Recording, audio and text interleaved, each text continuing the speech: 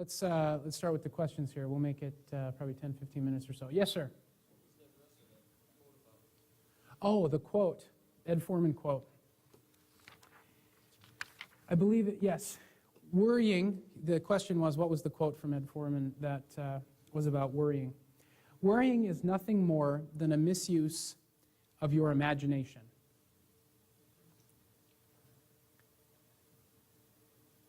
Worrying is nothing more than a misuse of your imagination.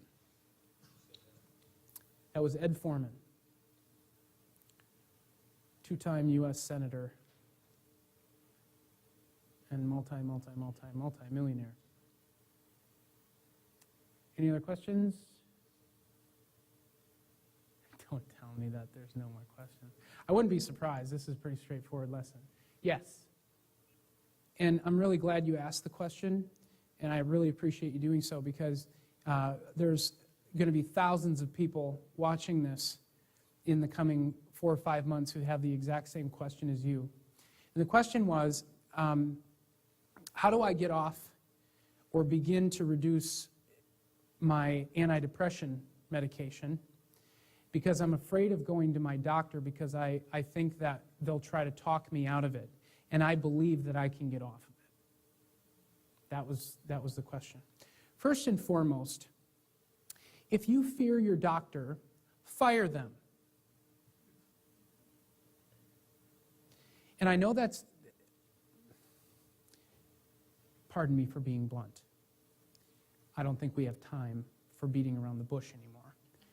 The bottom line is you cannot afford to be seeing a health professional that you fear. And if that health professional is not acting in your best interests and on your behalf at all times, then that health professional should not be your health professional. And I use the term professional loosely in this answer. The bottom line is you will not always have health professionals that are interested in helping you get off of anything. And it could be because they simply don't believe you can, or it could be because, and this is probably more the answer normally, is they have no idea how. Because they spent years and years and years and years and years being taught how to put you on something. But they didn't spend 1 minute in class being taught how to take you off.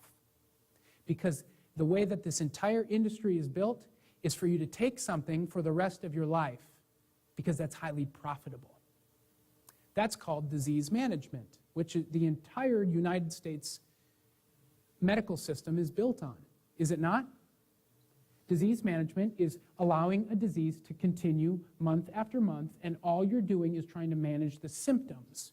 You're not actually getting to the root cause and curing it.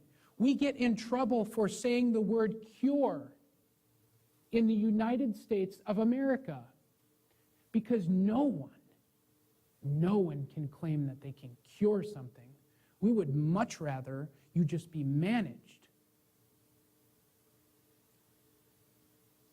If you want to be managed for the rest of your life, that's your prerogative. And I'm very glad you asked about the antidepressant medication, because the bottom line is it has to be done slowly.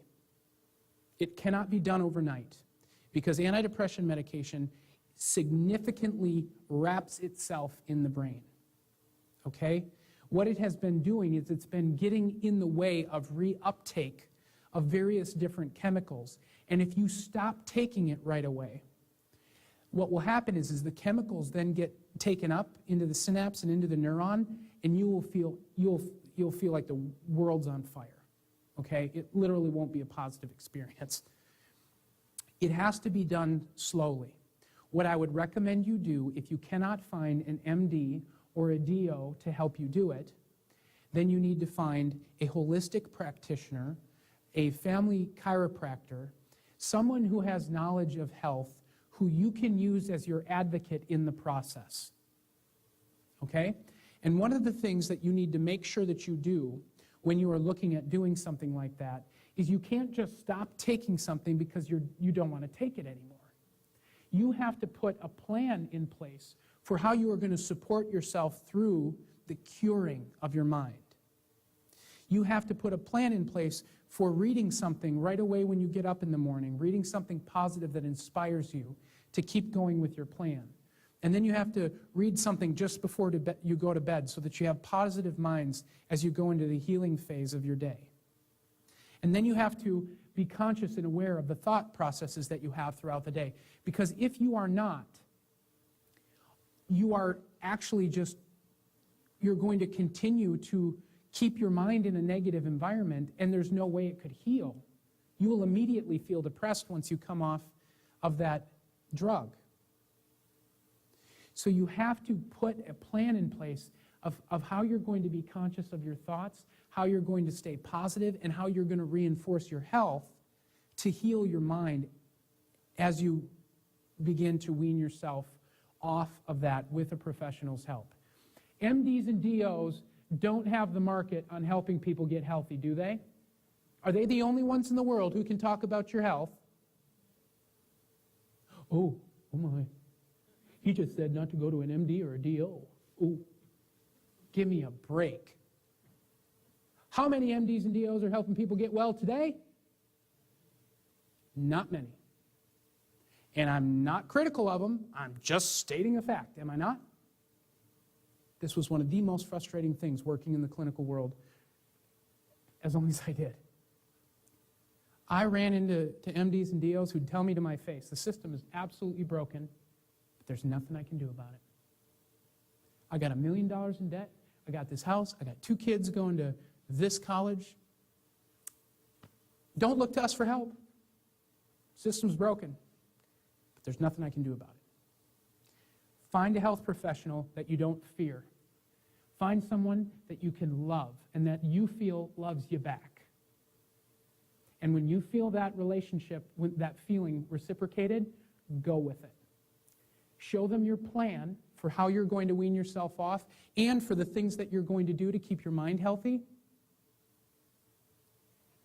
And then go. Do it. And stay positive as you go through it, because that's what's going to help you heal. Yes. Yeah.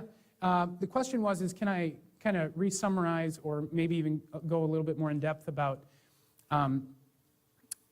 having a perception of stress and the actual physiological reaction to it? Okay. Basically what happens is an event happens outside your body. You receive the stimulus through your senses. Your hippocampus picks it up. That's the H in the HPA. Your hippocampus picks it up. You believe the event to be threatening to your life. It means you're stressing, you're worried about it, makes you nervous, you're mad, something like that. You believe it to be stressful. Your hippocampus sends a message to the pituitary, which is the master gland. The pituitary immediately sends messages to all the other glands and systems, including the adrenal, that's the HPA. And then what happens is the adrenal gland shoots out the adrenal hormones for you to fight or flee.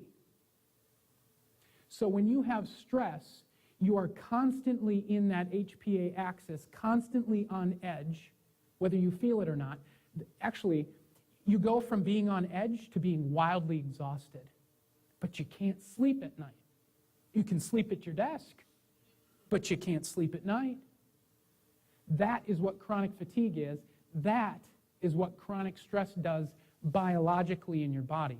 And the reason that it happens chronically and it just stays around is because those stress hormones never get shut off.